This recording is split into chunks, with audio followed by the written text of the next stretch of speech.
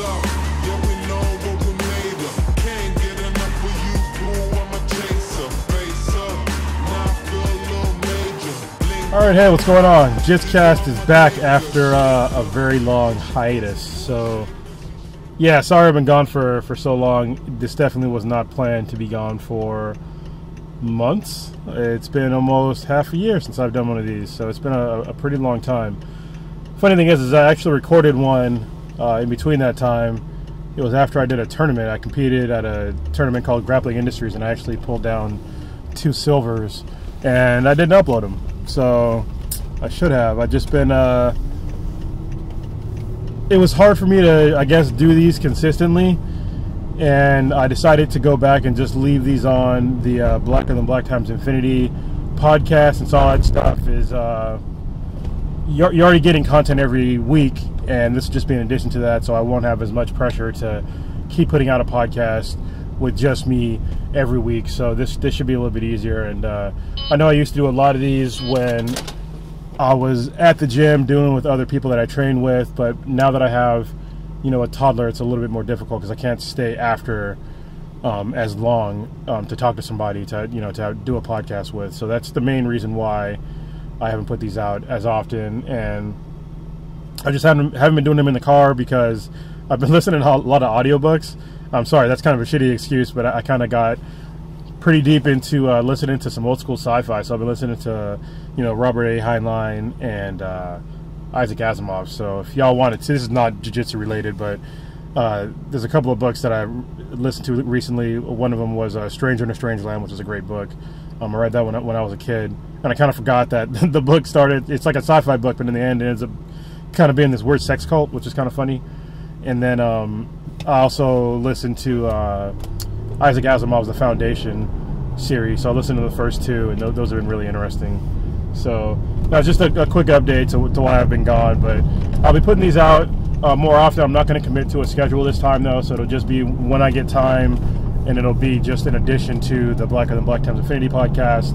So all my friends, I'll let you know when I upload these. I put it on my personal page, and yeah, you guys will know when I put these out. So if you're still a fan, if you're hanging in there with me, you're just patiently waiting on me to put out another podcast, I'll just notify you guys when I put them out. And I'll also notify Gina, who's who puts out the emails for Mauricio for the Koa gym. So all you jiu-jitsu guys that train with me, you guys will know. I'll try to get these in the newsletters when I put these out. So that'll be that. Yeah, like I said, I haven't stopped training at all. I've been steadily getting better. I've been working on more stuff, and it's been really fun. Recently, I've been trying to get better at my full guard because it's been pretty shitty for a while. It's actually not that bad. It's just bad compared to like my half guard. So that's the main reason why I don't use it. But I've been trying to use it a lot more now, especially in the gi, because I feel like full guard is a lot easier for me to control in the gi. Mauricio showed me a long time ago, well, showed all of us. He did a class on like doing this technique where you basically lock somebody's shoulder up. It's kind of like you sort of have like a semi-triangle sort of with both their arms in, but you lock one shoulder. And I've really been working on that to set up arm bars and sweeps and stuff like that. So just with the gi, because I feel like I can get the cross collar grip, and then also from the other side pull their other arm through the other end, and that'll pull their shoulder down so I can get the shoulder lock. And by using the cross collar grip, I can break their posture pretty easily. So I've been liking, I like to do that one a lot now, and I've been working on my arm bars from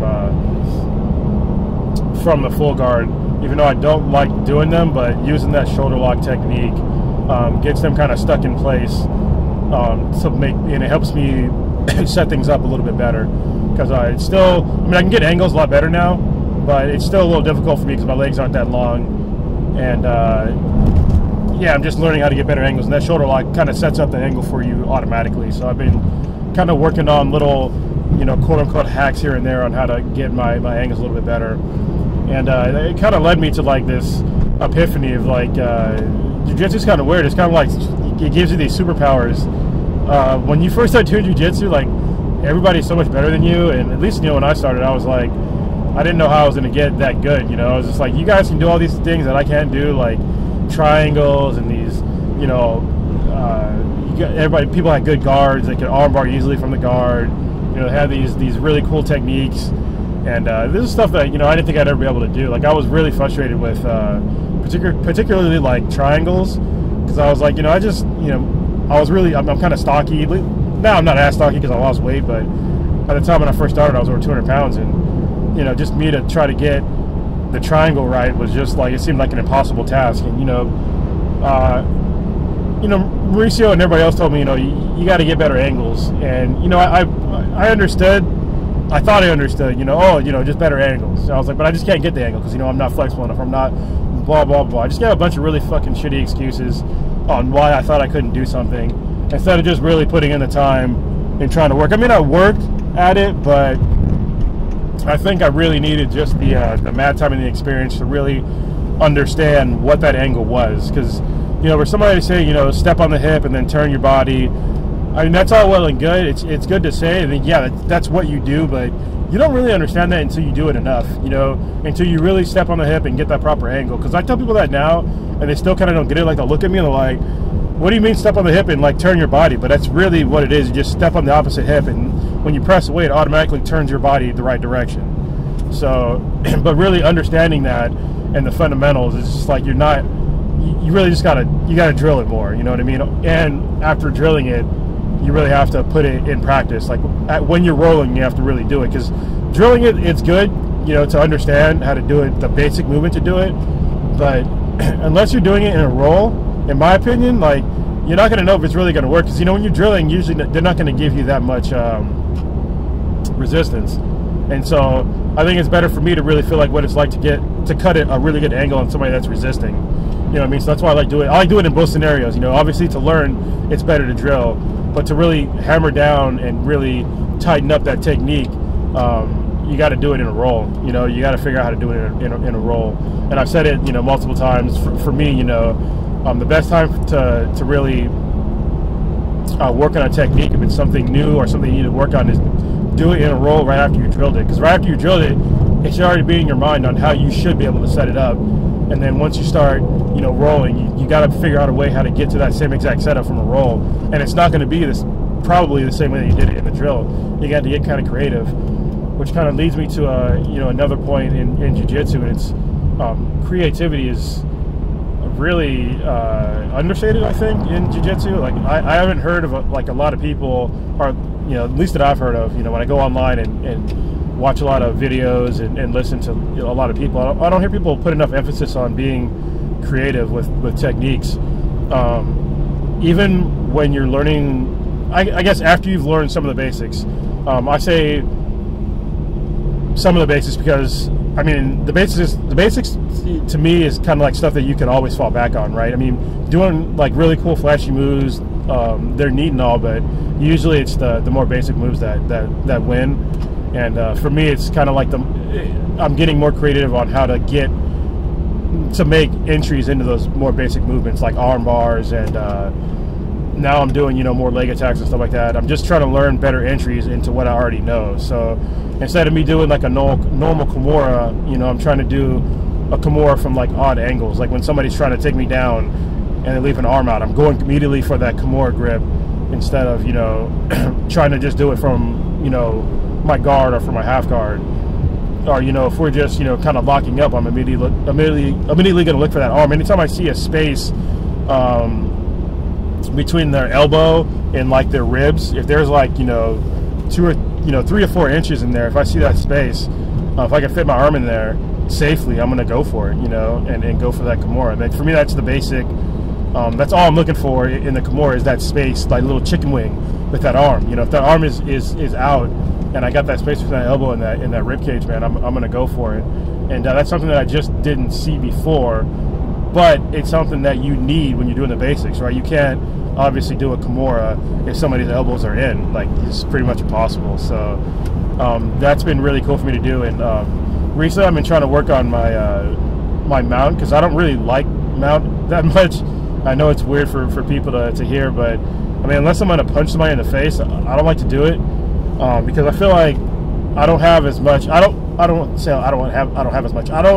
have as many skills to submit somebody from mount yet. I'm working on it, but I feel like, you know, my S mount, I feel like I'm always kind of off base a little bit. And I mean, I can do it. If I go to S mount, it's going to be like for a split second just so I can go for the arm bar. But I know a lot of people that are better at S mount, especially if they have longer legs, they can lock you in that S mount, and you're pretty screwed for a while. Like you know, if your arms are like kind of crisscross and heavy in the S mount, and you're not really going anywhere. But I can't get in that position yet. But I've been working on it.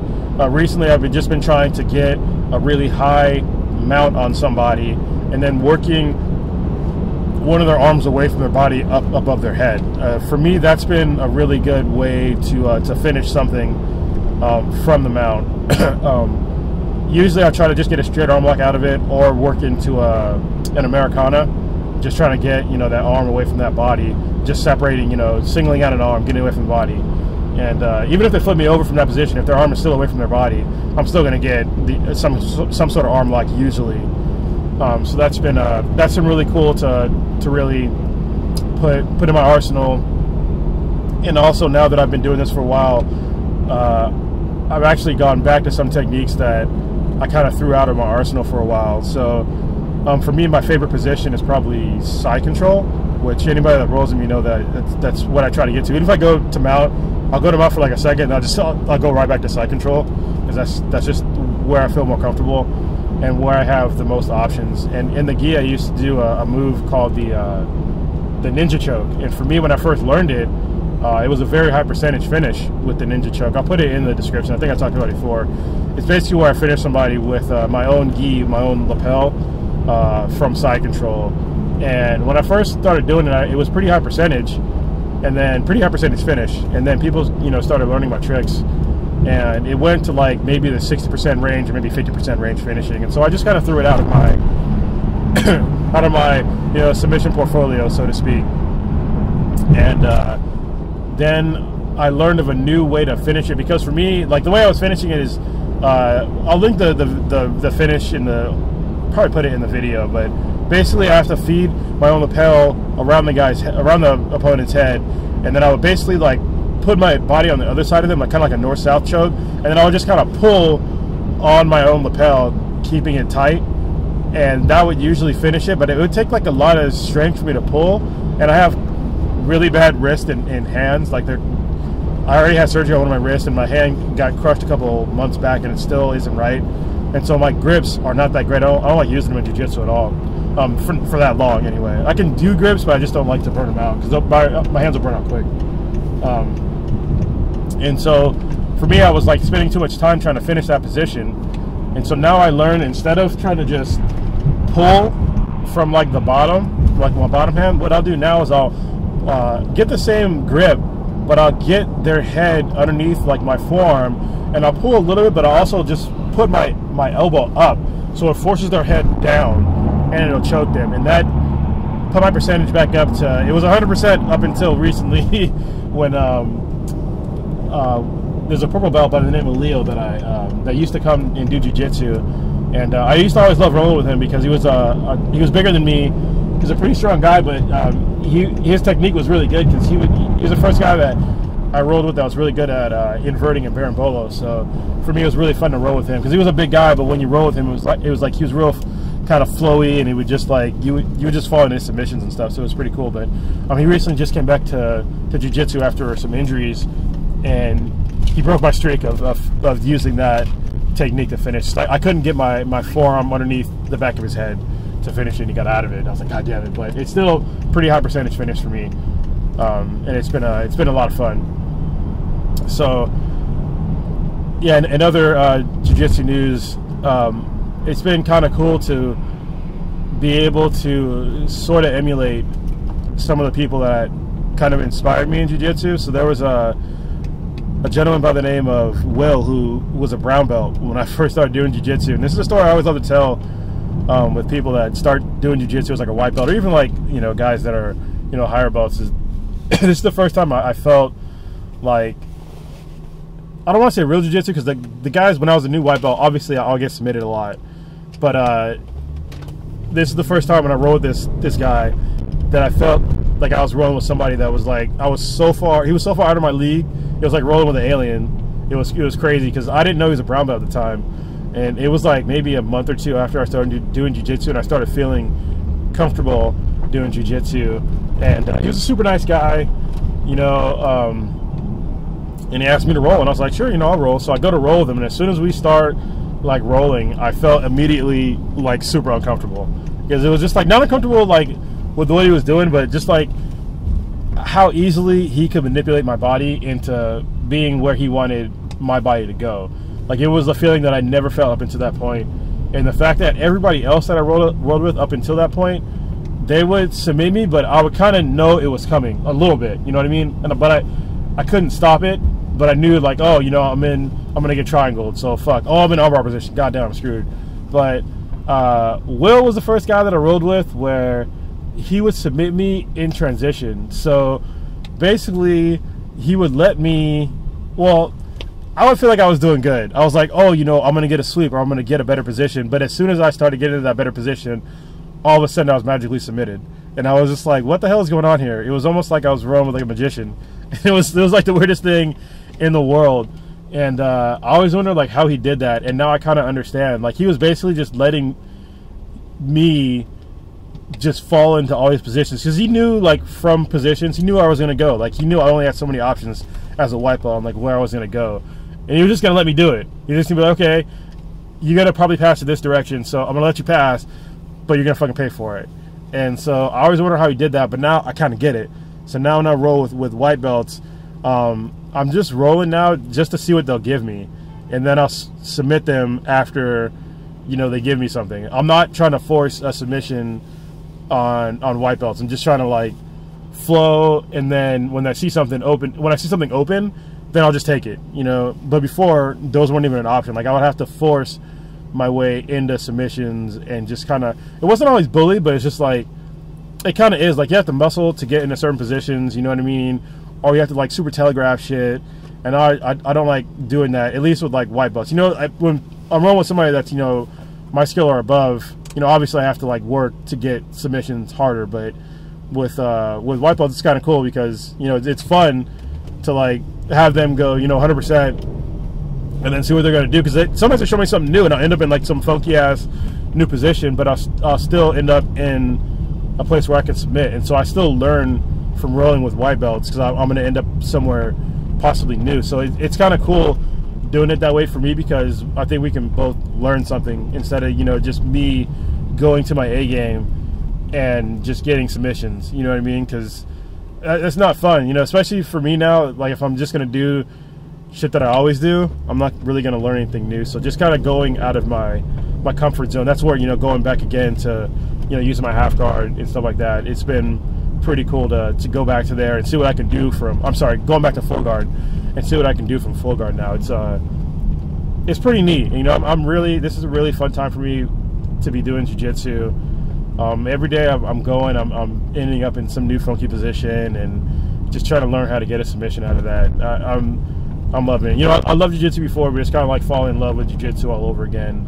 So I'm going to try to compete some more. I know there's another Grappling Industries tournament coming up in August. It's on a Saturday, so I can do it. But I know, like, August for me is going to be busy, because on the 11th is that Grappling Industries tournament, and then the next week on, like, the Friday is my birthday. The day after that is my 20th year anniversary, 20-year reunion for high school, and then the day after that is a wedding. So it's like, damn, it's like back to back to back to back to back. So, but still, I'll probably do it anyway, because I haven't competed in like 2 or 3 months. So yeah, got to get back into it. So anyway, I'm actually driving to Fanime right now, so I'm gonna cut this a little bit short. Oh, it's been a little bit, maybe 20-30 minutes or whatever. So yeah, I'll get back to doing these, and thank you for watching this. I'm sorry for everybody that was looking forward to these coming out on a regular basis. So I'll try to get back to doing these more. I'm just not going to commit to a schedule anymore. So yeah, that's it. I'm out of here. Peace.